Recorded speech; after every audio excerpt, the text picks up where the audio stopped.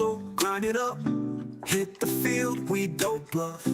Touchdown dances, feel the love. Jordan's got that MVP stuff. It's time for let's go. Packers bringing that show. It's time for green and gold gonna glow. Lambeau Field, our sacred ground. Feel the vibe, hear the sound. Packers fans so loud and proud. Jordan Love, he's wearing the crown. Lambeau Field, our sacred ground. Feel the vibe, hear the sound. Packers fans so loud and proud. Jordan Love, he's wearing the crown.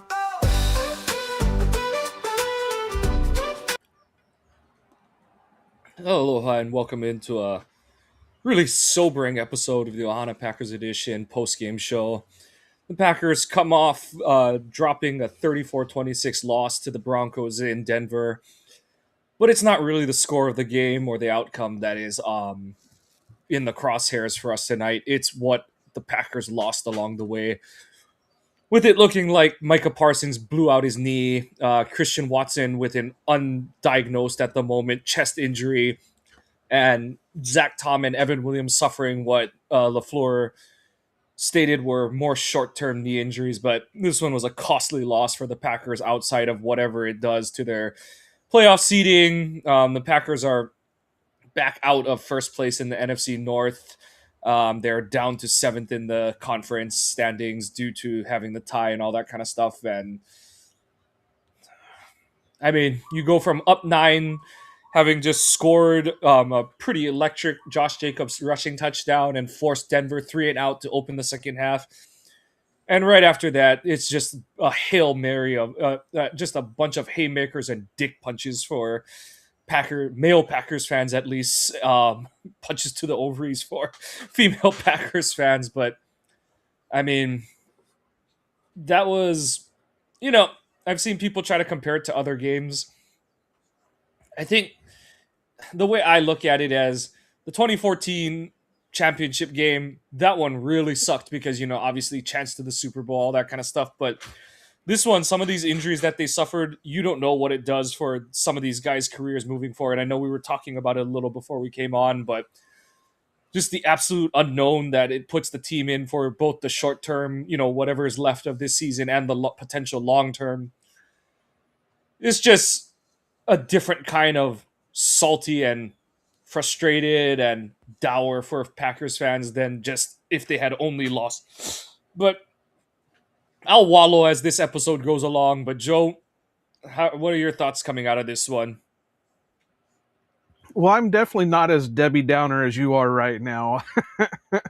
I mean, it was bad, and the initial reports of injuries right now are bad. But like we were kind of talking before we started recording, I felt something was going to be off from the beginning. There was something about the way things were going that it didn't seem like this game was going to go into the Packers' favor at all. And I don't know if it was just, I don't know. I can't explain it. It seemed off. I even had a hard time really getting into the game, and I don't know. It was crazy, but it was one of those that was basically going to be a coin flip on who was going to win it. We talked about it in the preview that this Broncos team is a better version of the Bears, and they pretty much showed it. Their defense is pretty legit. The offense, while may not have the weapons of other teams, still has enough that they can get the job done. And the weak link of the Packers defense showed out even before the injuries. The secondary, they just I don't know what was going on with that secondary. It was not great. Yeah, Bill Melton did not have a good game. Right now I'm struggling and off the top of my head trying to figure out who actually did have good games. So, yeah, we can just go ahead and jump into it if you want. Yeah, sure. Fresh cheese. Yeah, yes, it's gonna be like individual plays. The first half was a lot of good. You saw them move the ball on what has been a very good Broncos defense. Jordan looked like he was on fire and just like really locked in for the beginning. Um, we'll get into a little bit of how those drives ended, but you did have the Love touch pass to like the just a primo throw to Jacobs in the corner of the end zone. And then you have Jacobs rumbling for a 40-yard touchdown where it looked like the Packers had gained like full control of the game at that point. And after that, yeah, it just felt like the wheels just. And some people are going to say like it can't excuse and stuff, but when you see certain guys go down with injuries on the field, when people say like it shouldn't change how you feel about a game, like I'm sorry, I don't like to play the it shows you haven't played a sport, but if you don't think that those kind of things swing the momentum of or feel of a game for a team in a team sport, like you just have no idea of how like it. I make jokes about how the brotherhood of the NFL is dumb and it's a lie because of how players treat each other. We'll talk about one of those things, and how I do agree with you that it did turn the game, at least functions of it, and partially, more goonball by fucking Sean Payton and his overrated ass. But there were, like I said, it's hard to talk about it in the end result, but there were some really good things they put on film to open this game. And then, kept off with Matthew Golden having a solid day at the office. And yeah, like True North is saying, Jordan never took his eye off the prize and kept gunning for it. And, you have a throw that's slightly off to Wicks over the middle, but, he's getting pressure in his face. And it's a ball that Wicks has to come up with. You can't tip it to a DB in that situation. Um, it's just really unfortunate, that like basically the worst, and I'm not even talking about the injuries, the worst luck outcomes on a play-to-play basis. The Packers got them the whole second half of this game, and honestly, kind of in the first half of this game. But everyone's gonna look at the final stat line and say Jordan sucked, but realistically, it was he was having a really good game, and he missed a couple throws by less than a foot, and it's a game of inches. You hear that adage over and over again, and that's games like this are proof of that pudding. Yeah, I mean, Jordan was kept pushing and everything, but he did seem a little bit off. Uh, but who knows if that was the pressure, if that was. We both weren't really overly excited for this game just because I don't think anybody likes to go into Mile High Stadium just because of the way, the altitude and the shit like that. But yeah, Josh Jacobs really, really did look good for a guy who was on a snap count. They did say that during the broadcast that they were going to keep him on a snap count because they weren't happy with how his knee was going. And he made the most of it. What was his final? I think he had 73 rushing yards along of 40, and then he added another 19 through the air, including the touchdown. So, got to give it to him. Jordan, I don't know. This was a meh game for me when it comes to Jordan. Yeah, he had some good spots, but then again, he had some not so good spots. So it's not enough to say it was a stale or a moldy. But it's also I think it's one of them outliers that if we had like a fourth uh, category, it would be between fresh and stale, and this is where this one would his performance slid into, because like I said, I don't think it was overly enough to be fresh. He had some solid throws, he had some solid decisions and stuff like that, but he also had some kind of knuckleheaded decisions too.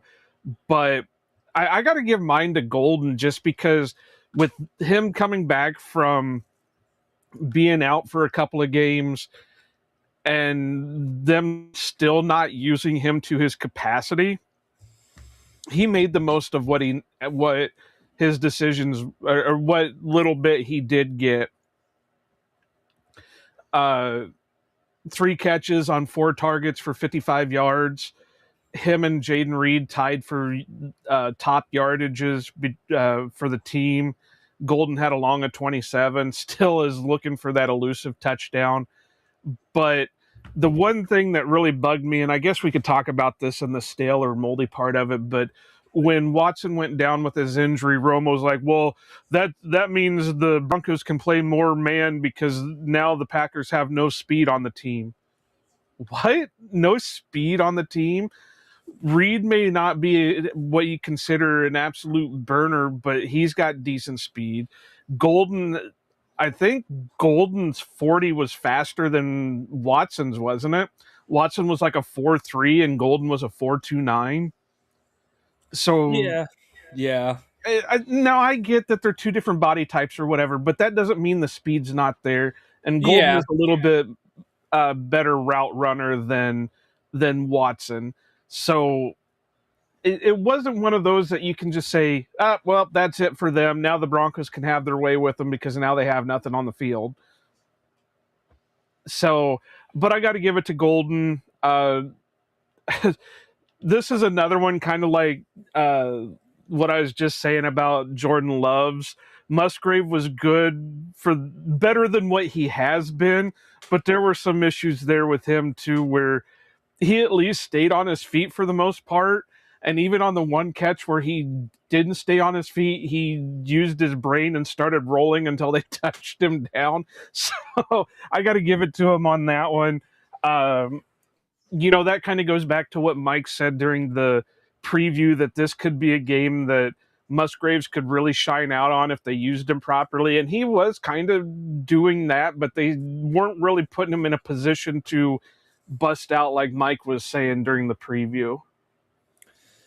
Yeah, yeah, like you said, like that's what I go back to. I'm not here to say like Jordan had a good game or anything. It was more like there were moments that were really great and stuff. But like I said, how it's gonna feel for most of these guys, it's really hard to say that anyone had a great game today. Um, Quay had That's some what I mean. moments.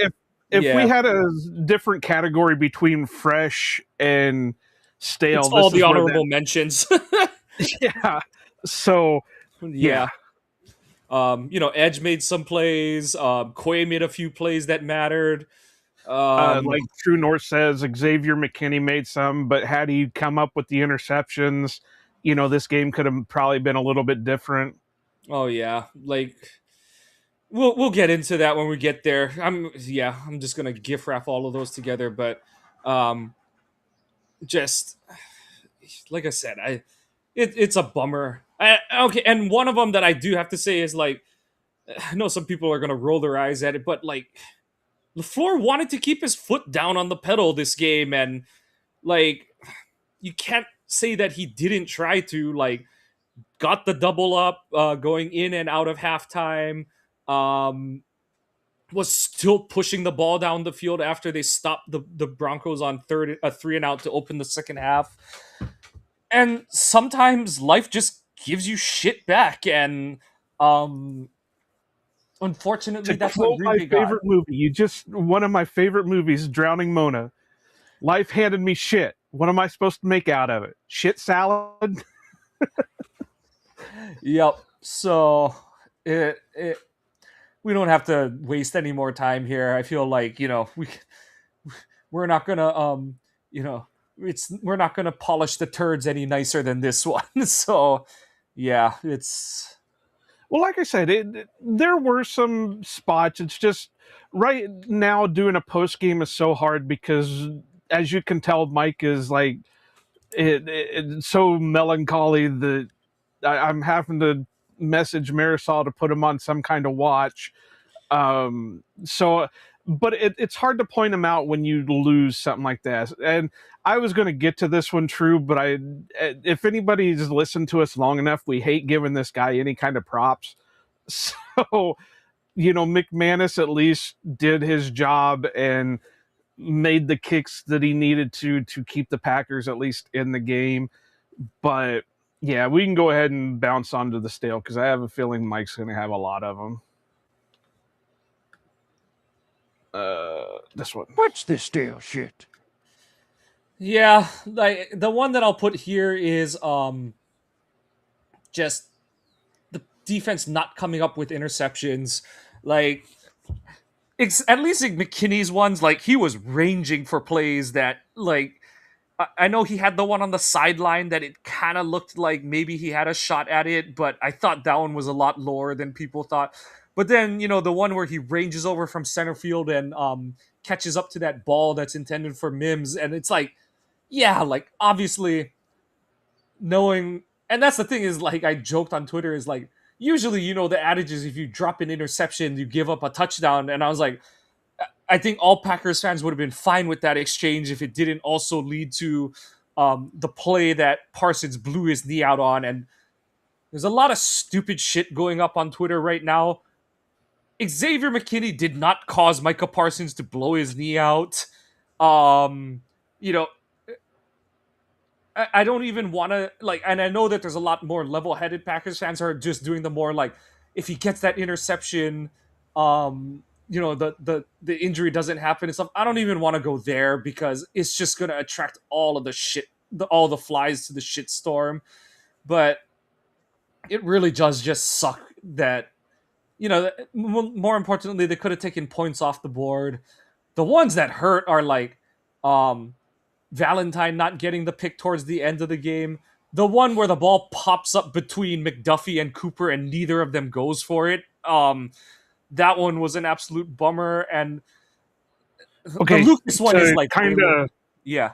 To kind of break in here, I was doing a real quick Twitter search. Now I don't know how reliable all this is, but they are saying that Watson left the stadium in an ambulance, so it's probably a collapsed one. Yeah. And it makes sense when you see that they listed him with a chest and not a shoulder injury. It's more the part of the collarbone that goes towards the sternum and all that kind of stuff. And so there's concern of like collapsed lung and all that kind of shit. So yeah, it really does suck. But yeah, like and like the one that's lower than the McKinney ones is Lucas at the end, like towards the goal line where it's like, oh, like that just shows like the turnover gods are really like because like he had that play where McKinney forces the ball out of Sutlin's hands, and like Lucas, if he like is looking in the right direction, like, and it's not Lucas's fault. This is I'm not at all calling. He's looking, expecting the ball on one side, and it happens to bounce on like he's looking left, He headbutted it happens to bounce on his right, kind of thing, and it's like it's the more the like if he was looking the right way, he had a chance at it, but by the time he sees it, it's like oh my god, kind of thing and stuff, and it is just one of those kind of days for the Packers defense, and they just couldn't get that turn. And like the way this game started, you're like, maybe it's turning because Micah forces a fumble on the Broncos opening drive and all that stuff, and it just the opportunities were there and they just couldn't take advantage of them, and it just really does suck on a game like today. Like I said, not even on the injury side, just you could have taken a couple touchdowns off the board from the Broncos and like put your There team should in have been plus several position. of them. Like you said, there should have been several of them. Carrington read the ball well on like 3 different plays. One, he made the tackle. One, he missed the tackle. And the third, I mean, they were all ones that he was able to jump, and he probably could have intercepted them. But instead of playing the ball, he was worried about the receiver getting behind him. And those were 3 possible interceptions. Like you said, the McKinney ones, I don't know. That sideline one was a little bit weird. It looked like that one was more of like him. Yeah, that one was more like, oh, I'm surprised he had a shot at it kind of thing than like oh, he dropped it.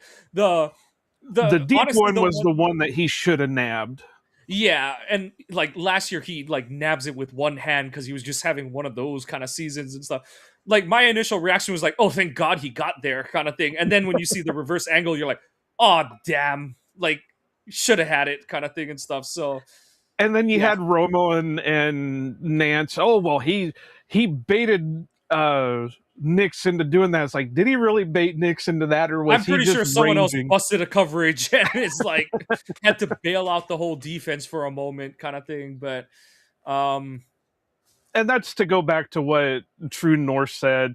Can I give Xavier both fresh and stinky? That's kind of what we're talking about. He played well, but he didn't play well enough that it changed the game any. So uh, that's honestly the Packers in a microcosm for today's game. Is like overall it was a decent to good game, but it just wasn't enough. Like you, we'll go into. I've got it all ready for the moldy part, but like it's all on the margins that you just let go of the rope on this one, and it costs you. It costs you a lot. It costs you more than just in the win loss column. But yeah, what did you have anything for stale, or is everything kind of sliding more over to moldy this week? I will be honest with you, Mike, and anybody who's watching and listening, or will. I So don't true have north. them broke down. What? I said so true north. True enough. I don't have them broke down to anything because that was just the way it felt today. There's Yeah. no because on one like we've been saying with the McKinney and the Love and the stuff like that. On one hand, if this was a win, we'd be talking about how well they did. But now that it was a loss, it's they didn't do enough. So it's Yeah. hard to break them down into categories. I still want to hit my buttons though because I like listening to my AI created voiceover shit. But um, I don't know. It's I mean, most of it's probably going to end up as moldy now that I'm thinking about it. But I've already talked about a lot of them. Carrington probably could have made some plays on stuff that he didn't make plays on. Showed his weakness, which is tackling. He's not a tackler. He plays the ball and he's good in coverage, but he's not going to tackle anything. Uh, Rashawn was getting pressures even though it wasn't converting to anything. Yeah. And he made a couple of decent plays in the run game, but overall it was a So yeah, we can jump on this. This is looking like it's going to be a short show. Yeah. Yeah. Like you said, like the Rashad's it's unfortunate. He gets a good pressure on the first fourth down stop that ends up with the Cooper pass breakup and stuff. The drive out at halftime for Denver that honestly kind of was Rashawn's 3-and-out because he forces the throwaway on first down, gets the quick tackle on Harvey on second down, and then he gets the initial rush on Nix, and then Parsons is the one who like escorts him to the sideline kind of thing. And then, we'll just have to see like there's going to be a lot of doom and gloom for obvious reasons, but we'll just have to see. Yeah, like Can you I said. put this in the stale that now with the unsure of what's going on with Micah's knee and the unsure what's going on with Christian's chest, that this is the way that they're going to get Colin Oliver and Brenton Cox onto the roster? Can that be like a stale slash? Yeah. Yeah, I'm gonna hit the button and we're gonna jump into that. It's a moldy cheese. Okay, so I'll start off with this. We've kind of hinted at it. So it's Sean Payton's team being a bunch of Goombas, as usual, with that shit that started pregame where, okay, I will, this is going to roll a bunch of different things in. I do have a problem with how that was handled. The refs, why are you letting the Broncos hang around on Green Bay's sideline during the rollout, when the team runs out onto the field? Like, that whole thing where like one of those, that kerfuffle, when you saw it happen, and I was like, I'm pretty sure that's the Packers sideline, and then you can see that all the Packers coaches are there, and I'm like, okay, what the fuck happened? And then when you see the Easton Butler posted it where the Packers are running out onto the field, and then some Broncos player takes a cheap shot shove into the as the Packers are running out, kind of thing. I was like, yeah, that's a fucking Sean Payton team. Like, so fuck you, Sean Payton, for like just endorsing this kind of bullshit behavior. Fuck you to the NFL refs for not knowing what the fuck they're doing out there. Like, I get it, they're not like campus security or anything like that, but it's like, why are you letting them hang around the other team's sideline? And you know, their fans or other fans are gonna say like they're allowed to be out there for warm. I'm like, they're like literally on Green Bay's sideline, like, and it's like I said, as Green Bay's running onto the field, they have two guys who are standing on either side of like how they're running out onto the field. And it's like, what the fuck are you even doing there? And then on the But to Packers kind side of of it, play it's devil's like, advocate on that, isn't that what Ed Reed and Ray Lewis used to do too? yeah, but it's a different era, you know, and people will like roll their eyes at that, but it's like, it is like there's so many different rules now, and like this goes into the refs. It's like you have the game on 4K with multiple angles, and you're trying to get more and more behind the scenes looks and stuff. And it's like, oh, like we don't want certain things in our game, blah blah blah. Like, how are we gonna police it? And it's like, and you guys fucked it up as usual, kind of thing. But from the Packers' point of view, the spotlight kind of falls on Kingsley Enigbare. Like, Kingsley, you obviously let what happened pregame affect you during this game. You have three absolute bonehead dumbass penalties throughout the course of this game. The last running offside one is like really far into this, but it still cost the team 4 points because you couldn't count to 11 and came running on for no reason late.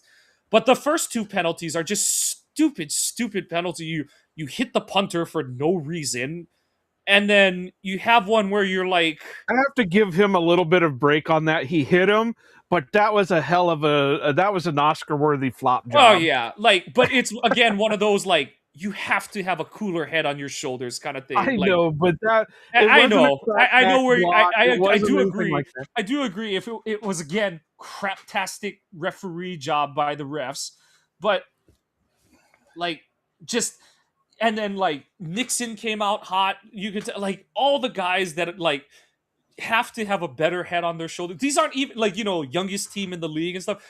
These guys getting these penalties, they're not even the young guys. Like it's not even like a rookie Quay Walker kind of thing. These are like vested veterans who are like looking for their next free agent contract and stuff, and you're getting called for stupid penalties and all. And it's like, I don't know how much that the pregame shit got in their heads and stuff like that, but it's kind of like the Broncos won. Like it worked for them kind of thing is like, and like you kind of noted, Joe, earlier, is like there was a weird feeling to how this game started off, and the Packers just couldn't get all the details right early in this game, and it wasn't just a matter of crowd noise. This is a Packers show. There's more than enough shit to talk about here at True North. But what's it called? Like you said, there was just this weird feeling about how like they were just a tad off, and like how much of that was getting, you know, taken down into the grime by like the Broncos pregame antics or whatever. But yeah, like they just couldn't get into A game territory. Like they just were like kind of at a B plus, and then once Watson's injury and the rest of it all started to like fall off the table, they just sank into an F category. But like it's just it, it's just really unfortunate to see that from a team at this point. Is like I said, I get when the injuries start to mount that like, yeah, you're gonna lose focus, but to lose focus because of pregame dumb shit, like you can't let that cloud your you can't be seeing red going into the game. You still have to have your eye on the prize and focus up and stuff. Like you can't fall for the knucklehead bullshit and also become dumbasses. So that was disappointing to see. But like I said, there was a lack of control from all parties involved. The Broncos, I'm not at all surprised that a Sean Payton team resorted to goon ball. I'm disappointed in the Packers for kind of like appearing to fall for it. But the refs, like you have the early Jordan Love scramble where Hufanga, who is truly one of the dirtiest pieces of shit in the league, shoves his head into the ground after the tackle out of bounds, and you get nothing. The refs then like can't spot a football to save their fucking life in New York City. I have no fucking clue what those guys like. If you told me they're playing COD in there instead of watching the games, I would totally believe you, because on the Packers' first or on the first drive, the Packers get screwed out of first down spots that one they end up converting on fourth down, and the second one, they call the toss play that gets blown up. But it's like, if you just properly spotted the fucking football, like in both instances, like, yeah, and stuff. So, But I also have to throw in there, it wasn't just the Packers that got screwed. If you saw the highlight or whatever out with the Lions Rams one, oh they gave the yeah, Rams a friggin' touchdown, and the guy's knee was down at like the 2 yard line. but like it's just like it's gonna be a short show because I can only say it's one of those games so many different ways kind of thing. But like it is a lot of the same stuff that we've brought up as concerns, where it's kind of like, okay, is that gonna bite them in the ass kind of thing? And all those things like propping up today, it is in the moldy for me. So yeah. What's on top of your, I know you said you kind of didn't have a broken out necessarily, but what's the top of your mind for this category? This one works. The winter whiteout uniforms can officially get thrown into the garbage. We've already talked about the refs, the CBs. I can mention again. That was the weakness coming in. That's the weakness going out. They really didn't do much. Special teams was a shit show today. Between the penalties and the weird ass decisions that Emmanuel Wilson was made on that one kickoff. Yeah, that was another one. I still have no idea how Rich Bisaccia is going to be able to justify his job for the next year. Other than Matt LaFleur doesn't like to get rid of people. I can't say the fans because I avoided social media for the most part of this game, so I can't really say that. Although now that the game's over and I've been kind of looking at some things, I have some question marks at certain things people are saying. One said that this is going to hurt the franchise for the foreseeable future. The Parsons injury, it's like, my guy, let's calm down on the doom and gloom on that. Yeah, it's an injury, but we've also seen a lot of our guys, kind of like Christian Watson, Rashawn Gary, guys like that come back from the injury with no issues relatively quick.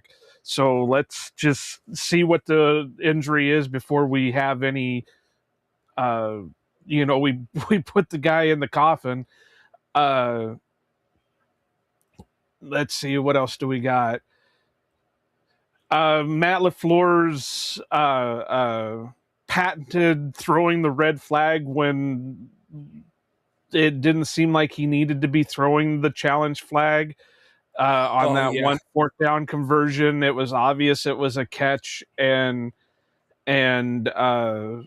there should have been no reason to challenge that one. I mean, it would have made sense had he looked like he was like bobbling the ball, but he had it pretty firmly.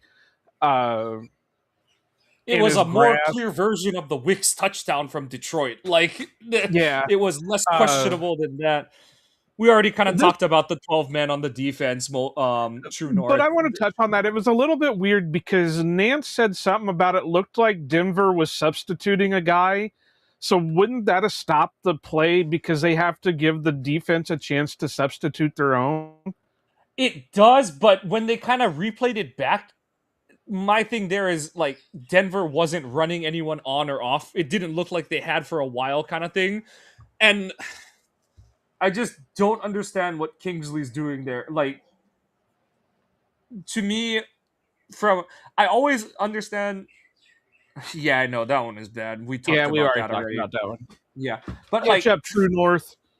My point is like, it's never excusable. But I understand more when it's like a linebacker or a DB who gets caught for not knowing for the 12th man kind of thing. For a D lineman, it's like, no, like. Unless he was getting told. Who knows? Yeah, Maybe that's what right. Bisaccia's job is to count people, and we know Yeah, Bisaccia who knows? can't count to save his life. Yeah, who knows? It's just a dumb penalty, and you had that play stopped, and I unfortunately, will it doesn't preference count. this that I've been shit talking Bisaccia for a while, but I probably wouldn't say it to his face because he'd probably kneecap me. So That would be yeah, nice. I mean, that would be the polite thing if he kneecapped you. He probably try to do worse, but man, like, I will bite his ankle if I go down. I will. but what's it like? Yeah, just it's Uh, Emmanuel Wilson, I'm going to throw him out as a moldy, and not just because of that goof ass kickoff he did, but he was even struggling in the run game for a I guy that was know. supposed to pick up because Jacobs was on a snap count. He really struggled. He was running into the back of his own guys. He wasn't reading much. Uh, I don't know. That was really weird. Yeah, we kind of touched on this a little bit. Uh, I'm getting sick of this talk because one guy is 277 listed and ran a 469 at the combine. So yeah, it's green on his RAS card, but he's 277. And the other guy ran a 436 at 250. Like that talk is some of the stupidest shit. Like, yes, sometimes Rashawn kind of does that thing where he's like, I'm not gonna catch him, I'm just gonna pull up, and like it doesn't look good, but also at the same time, like I don't need any Packer pulling a hamstring when it's like a practice in like a practice in, you know, like just insanity and stuff. But like the people that are like, oh my god, Micah, they're it's not like he lapped him from the other side of the field. They kind of were standing next to each other. And I would be more concerned if Rashawn outran Parsons, kind of thing. So, like, that talk is so stupid to me. And that's not even the Michigan fan in me talking. If, like, if it was Lucas in that position, you know, people are like, he should be. It was the same thing with, like, against Caleb Williams last week. I'm like, the only guy on this defensive line who's going to catch Caleb Williams is Parsons. That's it. Like, we can stop the discussion there. All the talk about, like, oh my god, and I'm like, you guys are just say you don't like him. Just say it and stop trying to be like, oh, like, yes, we wanted him to play better for so long and he finally is. Like, just fucking say you hate Rashawn at this point. Like, don't lie to yourselves or to me anymore, kind of thing. Like, I am getting sick of that. It's like, and we all knew his game wasn't about speed. It's supposed to, and that's why Mike and I have railed on him for the last couple of seasons. It was because he kept trying to use speed to win his one-on-ones, but he's not a speed guy. He wins by strength, and he's yeah. not using his strength. He's trying to use his speed. So yeah, I agree with Mike, even though it pains me because I was never the highest on Rashawn when he was drafted. But you know, I forgot to put it is. Lucas in. You know what? This game is so shitty that, and even if they had won, I would have put. I thought Lucas had some really good reps out there. He was moving a lot better. You could tell he was on a super limited snap count today, but I thought he was moving around really well out there. You know, he was playing both forward in terms of rushing the passer and in reverse, dropping into coverage. I really liked what we saw out of him out there, and I hope that he can just stay healthy and keep moving forward, kind of thing. Mike is officially baiting me into saying something nice about Rashawn since he's talking about my boy Lucas. And No, I don't care. Like I said, at this point, my whole thing with Rashawn is like, I've seen so many people being like, I can't wait till we cut him next year. Yeah, have fun with that in this offseason. If we get the news we're expected to about Parsons, which and I'm just yeah. giving you shit. Yeah. But I'm It's just one of those saying, things. like, people can think what I they don't think. see him gone unless Halfley is gone and they bring in a new D coordinator that says I can't do anything with him, and you might as well just cut bait and trade him for whatever you can get out of him. Yeah. That's the But only way like, I can see him gone. Justice kind of brought it up on one of Herman's episodes this week. He's like, what are you going to do with all that money? Like, yeah, you need it for some extensions and stuff like that. But it's like, all the fans who are saying, like, cut him, cut him, cut him and stuff. It's like, what are you going to do? Pay Inagbare to be not as good? Like, that's the thing is, it's like, Inagbare has had some really nice plays, but also like you can't be a guy who's like, okay, he's had some nice effort plays, and then you have three bonehead dumbass penalties today, kind of thing. You don't have anything nearing the third down tackle from last week, kind of thing and stuff. And Um, Dogberry is to quote Dennis Green, he is what we thought he was. He was a fifth round pick for a reason. He's not super athletic. He's a blue collar type of guy that's going to make a splash play here or there. He's not going to be a number one guy in a defense. If Micah is out for a good portion of next season, depending on what comes back on his knee, are you really going to trust him to go out there and be a number one if you happen to get rid of Rashawn also? yeah. Some other spot ones. McDuffie, what the fuck were you doing on that touchdown? Like, it just sucks because it's like he sees it. You can tell he sees it. He drops into coverage. And then, like, when Franklin breaks to the post, he just stops running. And it's like, why? Like, why? Why did you stop?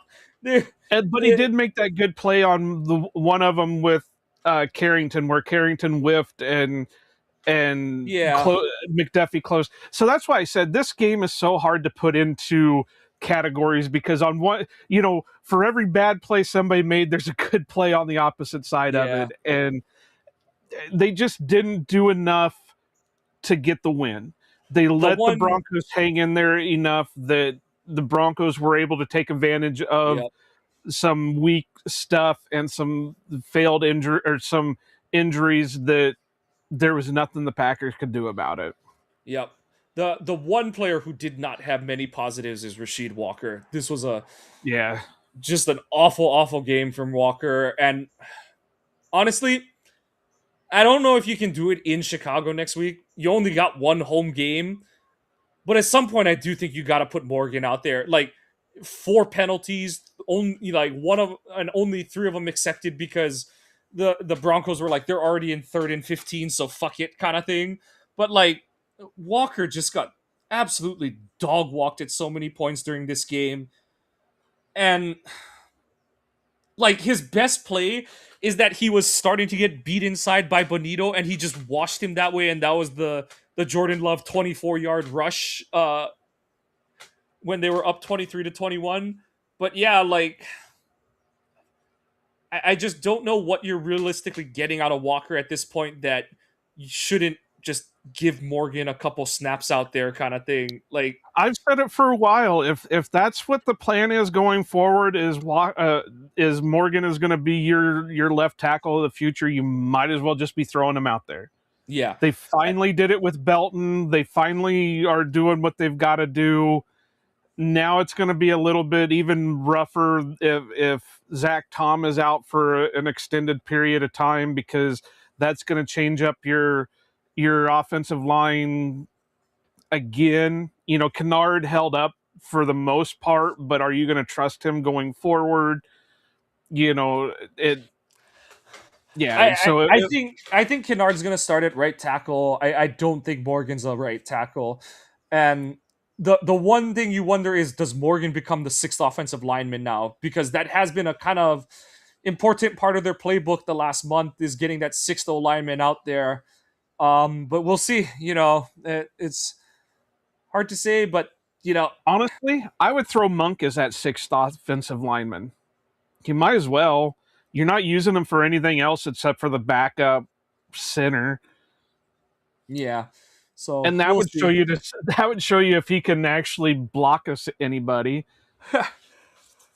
All things that remain to be seen, but instead of us just spiraling into nowhere, I think we can kind of just put a bow on this episode, unless you had any other thoughts about this one. No, this week's injury report's going to be interesting because Wiley went out, and then of course Micah and Watson, and then one of the late ones was Evan Williams went out with something and he was questionable for the rest of the game. They said Jaden Reed was kind of hobbling around a little bit out Yeah, his there foot towards got the caught end. in the turf on that last catch he tried to make, so So, and hopefully if it's that's just a what bum he had ankle. surgery Yeah. on, that's going to be interesting going forward. Rich Bisaccia at right tackle. No, we That know he doesn't watch film, so no. no, yeah. what other ones? There was what we had: Zach, Tom, Christian, Micah, Evan, Wiley. I think that was it. Quay went back in the game. Hobbs. Oh yeah, I I guess think Hobbs. yeah, Hobbs went down. I think Bullard went down. I don't know if Bullard went back in. But he was kind of hobbling. So this injury report is going to be very interesting going into when we record for Thursday's episode. Yeah, we'll just have And to if see. thoughts and prayers are your type of thing, then put them up for those guys. But yeah, like you know, we're we're down, we're hurting right now, but team doesn't have a lot of time. It's a short week. You got to turn around quick and get ready for Chicago, and no one's gonna And feel. on top of that, they're going to have to come up with another running back because they wasted Pierre Strong last elevation this game. Yep. So, yeah, we'll have to see. But hey, that's how it goes to the Packers. And LaFleur said it in his post-game presser. No one's gonna feel sorry for you. And I know a lot of people. Realistically, the Super Bowl is shot, but still, which of these teams looks special? Like that is the thing that I keep coming back to, and why it is such a dick punch this season is because none of these teams look special, and you did have some superpower. Parsons was a superpower. Watson's speed is a superpower, and at the same time, if Jordan can play MVP level for like 7 games, that's more than enough. So, True North, fuck it, let's go there. Might as well. We did it with Ty Montgomery. And this is Bears week, so that's when Ty Montgomery first played as a running in back. Chicago. Yep. Had the big game in Chicago. But you know what? Like, you just gotta figure it out at this point. No, I don't think if okay, I guess it does depend how it looks, kind of thing. But if you just don't, you just come up a little short every week. No, I'm not gonna necessarily be like fire LaFleur territory and stuff. If you just go like get dog walked every week, then it's like you can't do that either. But The one thing I will say is if these injuries are all long term, Micah, Watson, and all that, I could see this being a sly way of LaFleur being not being on the hot seat for the rest of this season. And yeah, then yeah, next season will be his hot seat. But if yeah. they came out of this fully healthy and nobody was injured, then I could see his seat getting a little bit warmer. Oh yeah, yeah. Like I said, you can't get no matter who is injured, unless it was Jordan. You can't get dog walked like in these last 3 games. But well, especially not week 18. Like you should win that game no matter what. But the road gets tougher. But hey, like this is what you guys all get paid millions of dollars for, and the Packers are gonna have to suck it up and just. It was the Green Bay's week for shit luck with injuries and not wishing for anyone else to get hurt, but like someone else could step in a divot next week. So you got to play the games out. And hey, like I know everyone's going to say like, okay, so if they win the North, so what? You still don't want to lose it to the fucking Bears. So like you're still going to go out there and try to beat them next week. All that shit happened and Green Bay opens as a 2.5 favorite against Chicago next week.